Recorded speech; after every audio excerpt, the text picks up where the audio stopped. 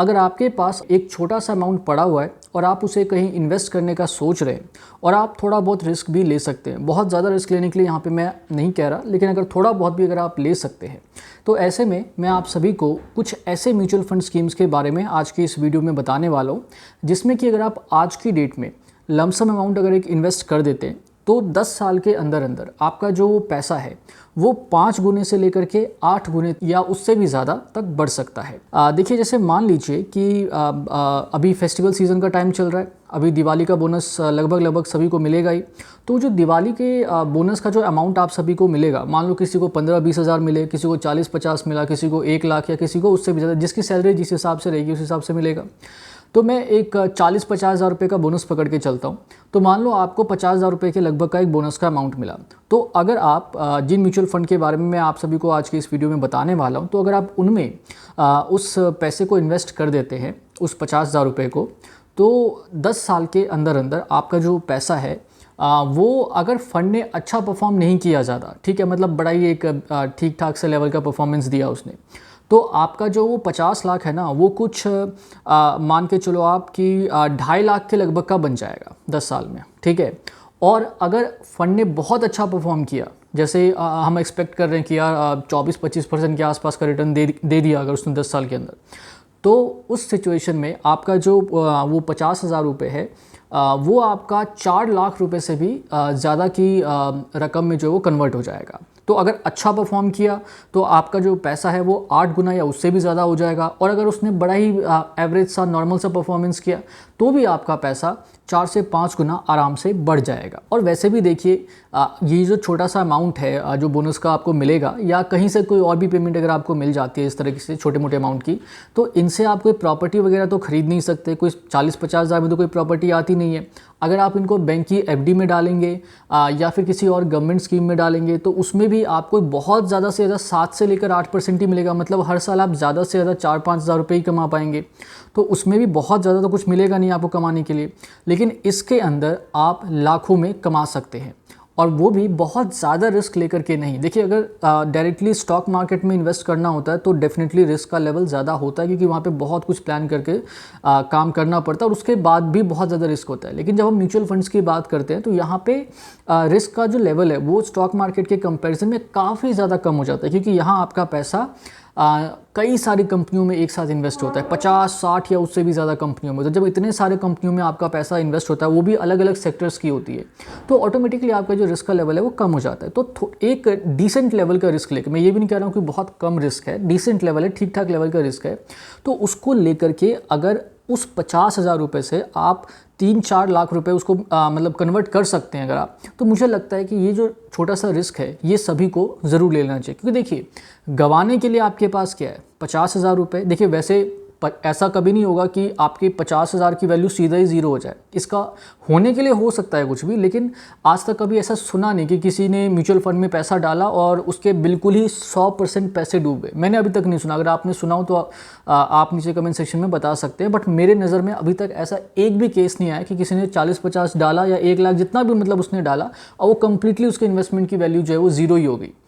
थोड़ा बहुत ऊपर नीचे होता है, जैसे कि 10 साल अगर कोई वेट कर रहा है तो उसका बहुत भी ख़राब होगा ना, तो इतना हो जाएगा कि लाइक 50 था, अब उसको कहाँ 3-4 लाख रुपए कमाने थे, अब वो मुश्किल से उसका जो इन्वेस्टमेंट का वैल्यू है वो सिर्फ 10-20 हज़ार से बढ़ा, मतलब 50 की वैल्यू जो है वो 70 तक उसने कमा लिया, बस इतना ही होगा। ये ख़राब वाली की मैं बात कर रहा हूँ आप सभी को। तो रिस्क जो है वो तो बहुत कम है, पैसे खोने का जो खतरा है इसमें, ज़ीरो होने का जो खतरा है वो तो बहुत कम है। लेकिन जब आप कमाने के पॉइंट ऑफ व्यू से देखते हैं तो आपके पास कमाने के लिए बहुत कुछ है, गंवाने के लिए बहुत कम है और कमाने के लिए काफ़ी ज़्यादा है। तो अगर आप एक डिसेंट लेवल का रिस्क ले सकते हैं, थोड़ा बहुत अगर आप मैनेज करके चल सकते हैं, पेशेंस रख सकते हैं, तो आज की इस वीडियो को ज़रूर देखें, क्योंकि इस वीडियो में मैं आप सभी को 2 ऐसे म्यूचुअल फंड स्कीम्स के बारे में बताने वाला हूं, जिसमें कि इन्वेस्ट करके आप अपने पैसे को 10 साल के अंदर अंदर 5 से लेकर के 8 गुना या उससे भी ज़्यादा कर सकते हैं। तो वीडियो बहुत ज़्यादा इंपॉर्टेंट होने वाली है, वीडियो को अंत तक ज़रूर देखें। नमस्कार, मेरा नाम है रजनीश शाह और आप देख रहे हैं आपका चैनल मनी उपाय, एक कदम उम्मीद की ओर। चलिए शुरू करते हैं।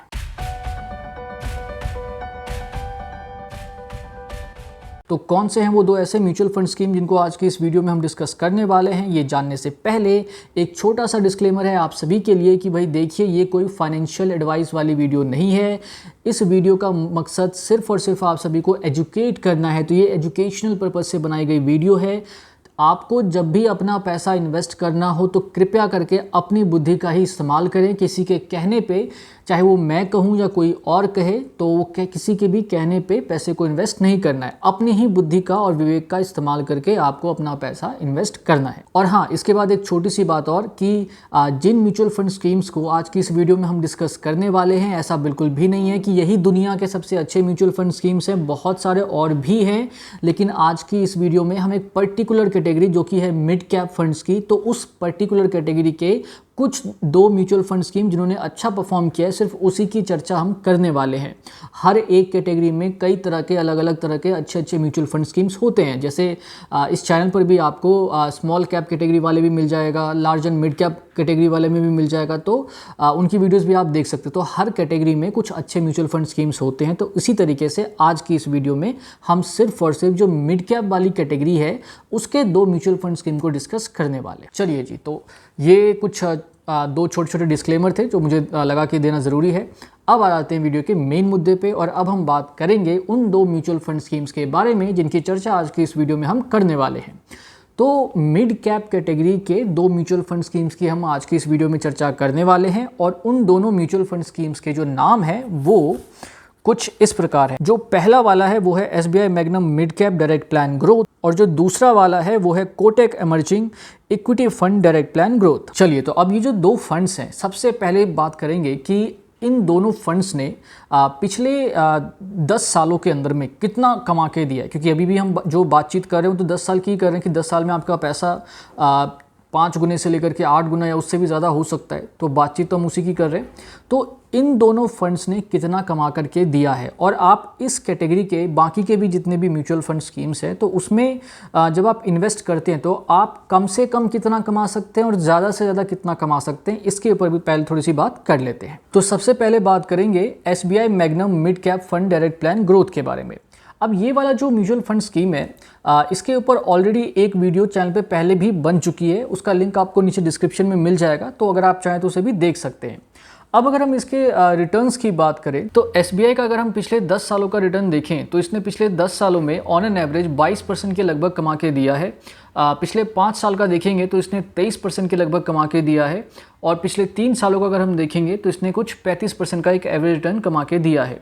लेकिन अगर आप इसके पिछले 2 सालों का रिटर्न देखेंगे तो वो आपको काफ़ी कम नज़र आएगा, 16% के आसपास का है, और यही आपको कोटक में भी काफ़ी कम नज़र आएगा। कोटक में तो इससे भी कम है, वो 13% के लगभग का है।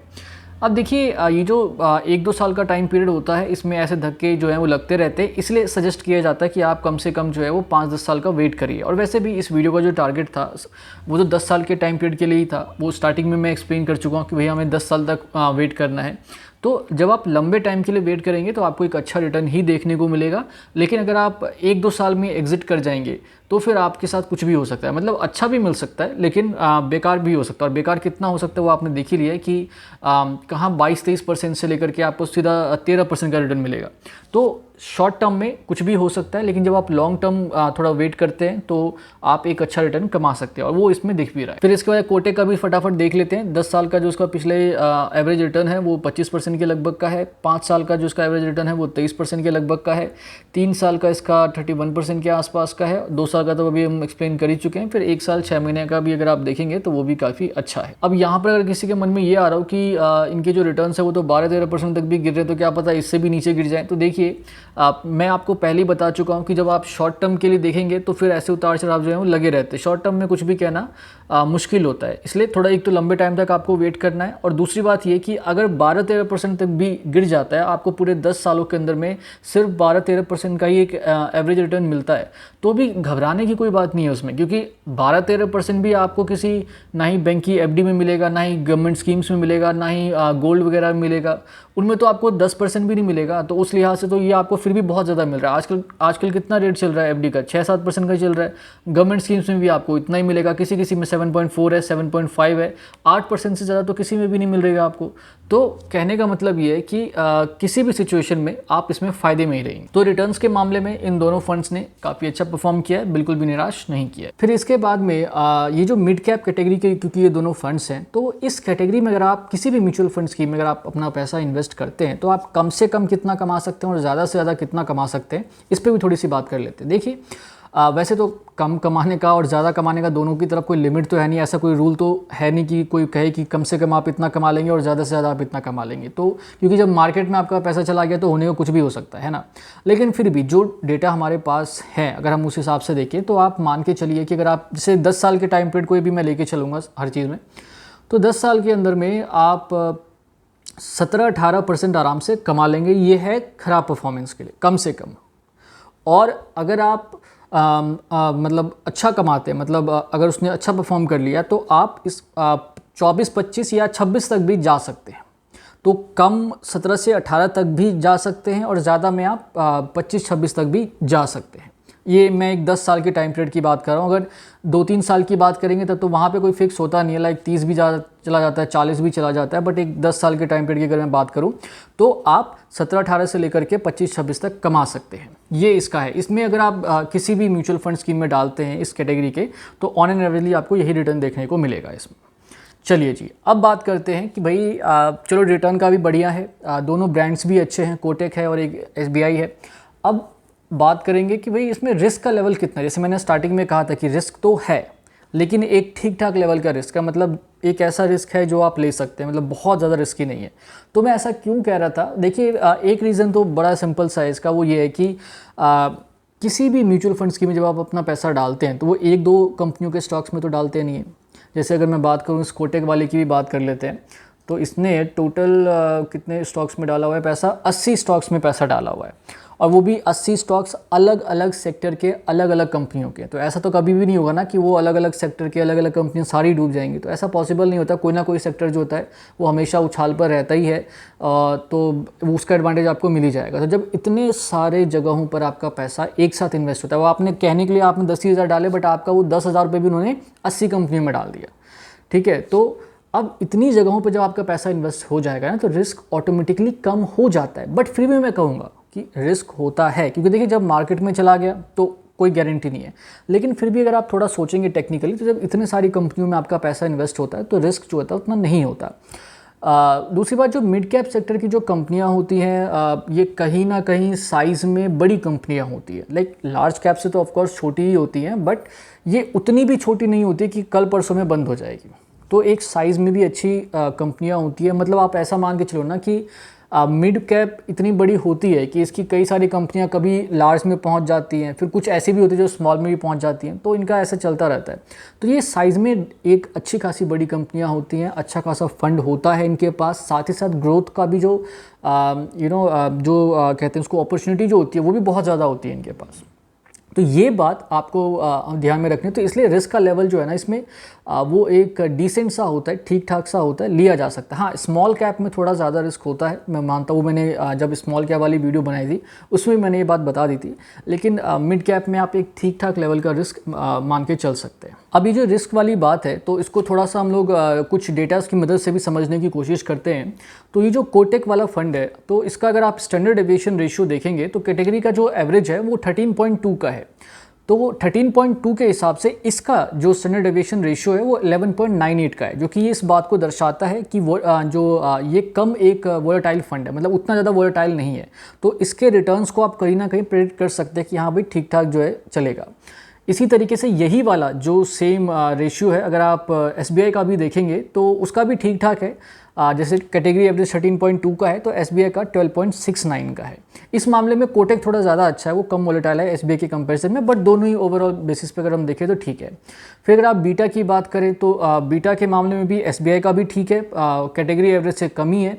और अगर आप कोटक को देखेंगे तो ये भी कैटेगरी एवरेज से कमी है। फिर इसके बाद अगर हम बात करें एक और रेशियो जो कि है शार्पे रेशियो, मतलब कि रिस्क के कंपैरिजन में कितना रिटर्न्स कमा करके दे रहे हैं ये फंड, मतलब जितना ले रहे हैं क्या उसके कंपैरिजन में उतने लेवल का ये रिटर्न भी कमा के दे रहे हैं कि नहीं दे रहे। तो अगर हम वो रेशियो भी देखें तो इसमें भी दोनों ने काफ़ी अच्छा परफॉर्म किया हुआ है। कोटक का भी अगर आप देखेंगे तो कैटेगरी एवरेज 1.45 का है, जबकि इनका 1.74 है, तो ज़्यादा है। और जिनको नहीं पता उनको मैं बता दूं कि ये जितना ज़्यादा होता है ये उतना ज़्यादा बेहतर होता है, जबकि इससे पहले के जो दो रेशियोज़ हमने देखे थे वो जितने ज़्यादा कम होते हैं उतना ज़्यादा अच्छा होता है, ठीक है। तो इसका 1.74 का है। इसी तरीके से अगर आप SBI का देखेंगे तो उनका उसका 1.87 का है, तो ये भी बढ़िया है। फिर इसके बाद अगर हम बात करें अल्फ़ा रेशियो का, तो अल्फ़ा रेशियो के मामले में जो SBI है ये इसने काफ़ी अच्छा परफॉर्म किया है। जिनको नहीं पता उनको मैं बता दूं कि ये अल्फ़ा रेशियो बेसिकली ये रिटर्न्स को कंपेयर करता है, जो इनका जो बेंचमार्क इंडेक्स होता है ना, तो उसके जो रिटर्न्स होते हैं तो उससे इसका थोड़ा कंपैरिजन होता है। डिटेल में नहीं समझेंगे, वो किसी और वीडियो में देखेंगे।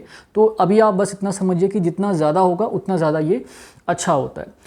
तो इसमें 4.29 का, जबकि कैटेगरी एवरेज नेगेटिव में जा रखा है, तो उस लिहाज से बहुत अच्छा परफॉर्म किया है इसने। इसी तरीके से अगर आप कोटक का भी देखेंगे तो वो भी 1.96 है, तो उसने भी कैटेगरी एवरेज से अच्छा ही परफॉर्म किया है। हालांकि SBI से कम है, बट ओवरऑल ठीक है। तो कहने का मतलब ये है कि रिस्क भी जो है वो थोड़ा मतलब ठीक ठाक है, रिटर्न्स भी अच्छे कमा के दिए इसने। इसके बाद स्टॉक्स की अगर हम बात करें तो मैं आपको बता ही चुका हूँ कि जो कोटक है उसने टोटल 80 के लगभग स्टॉक्स में अपना पैसा इन्वेस्ट करके रखा हुआ है। और वहीं अगर हम बात करें SBI की, तो इसने 62 के लगभग स्टॉक्स में अपना पैसा इन्वेस्ट करके रखा हुआ है। रिटर्न्स मैं आपको पहले ही बता चुका हूँ इन सभी के। तो कहने का मतलब ये है कि अगर आप इन फंड्स में अपना पैसा इन्वेस्ट करते हैं आज की डेट में, अगर आप एक छोटा सा लमसम अमाउंट भी इसमें इन्वेस्ट करके रख देते हैं, मान लो 25,000 भी रख दिया किसी ने, तो चांसेस इस बात के काफ़ी अच्छे खासे हैं कि आपका वो जो 25,000 है वो 10 साल के अंदर में 2 से 2.5 लाख तो बन ही जाएगा, या और अगर बहुत अच्छा रहा तो उससे भी ज़्यादा बन सकता है। तो 2-2.5 लाख के आसपास तक आप पहुंच सकते हैं। मैं ये नहीं कह रहा कि पहुंच ही जाएंगे, लेकिन पहुंचने के चांसेस तो बनते हैं। कम से कम भी अगर रहा, मतलब बेकार परफॉर्मेंस भी हुआ, तो आप आराम से 1-1.25 लाख तक फिर भी कमा सकते हैं। अब देखिए 25,000 या 50, जो भी 25,000 का अगर आप बैंक में रखेंगे तो वो 1 लाख तो कभी नहीं बनेगा, जीवन में कभी बन ही नहीं सकता। अगर आप उसे FD में या किसी भी गवर्नमेंट स्कीम में उसमें इन्वेस्ट करते हैं, इवन आप गोल्ड में भी कर दीजिए, कहीं भी कर दीजिए, वो नहीं हो सकता, वो यही पॉसिबल है। स्टॉक मार्केट में इससे भी ज़्यादा कमाया जा सकता है, लेकिन फिर उसके लिए आपको रिस्क थोड़ा ज़्यादा लेना पड़ जाता है, थोड़ी कैलकुलेशन भी ज़्यादा करनी पड़ती है। और 20-25 हज़ार के लिए उतनी कैलकुलेशन करने की ज़रूरत ही क्या है, मैं यही मानता हूँ। छोटा मोटा अगर अमाउंट इन्वेस्ट करना है तो म्यूचुअल फंड बेस्ट है उसके लिए। तो इन सभी बातों को ध्यान में रखते हुए मैं यही कहूँगा कि आपके पास खोने के लिए बहुत कम है, लेकिन पाने के लिए बहुत ज़्यादा है। अगर आप करना चाहते हैं, मैं ये नहीं कह रहा, फिर से अगेन रिपीट कर दूं कि दुनिया के सबसे अच्छे म्यूचुअल फंड यही है। ये मिड कैप कैटेगरी के 2 अच्छे फंड्स हैं, बाकी अलग अलग कैटेगरी के और भी अलग अलग फंड्स हैं अच्छे, उनके ऊपर भी बहुत जल्द आपको वीडियो जो है वो मिल जाएगी चैनल पे। चलिए, तो बस अब इस वीडियो में इतना ही। जाते जाते एक बार फिर से रिपीट कर दूं कि एक एजुकेशन पर्पज़ वाली वीडियो है, कोई फाइनेंशियल एडवाइस नहीं है। आपको जब भी अपना पैसा इन्वेस्ट करना हो तो कृपया करके अपनी बुद्धि का, अपने विवेक का ही इस्तेमाल करके इन्वेस्ट करें। तो अगर अब आपको ये वीडियो पसंद आई है, लगा है कि हाँ भाई कुछ तो इसने काम का बताया है इसमें में, तो वीडियो को लाइक ज़रूर करिए। जितने ज़्यादा लोगों के साथ हो सके इसे शेयर भी ज़रूर करें। और चैनल को सब्सक्राइब नहीं किया है तो सब्सक्राइब करके भी ज़रूर रख लें। और सब्सक्राइब करते टाइम जो नोटिफिकेशन बेल वाला बटन होता है उसे भी प्रेस करना ना भूलें। और कुछ कहना चाहते हैं, कुछ पूछना चाहते हैं, कमेंट सेक्शन खाली पड़ा हुआ है, दिल खोल के कहिए, दिल खोल के पूछिए। तो आप सभी ने इस वीडियो को यहाँ तक देखा, इसके लिए आप सभी का बहुत बहुत धन्यवाद। नमस्ते।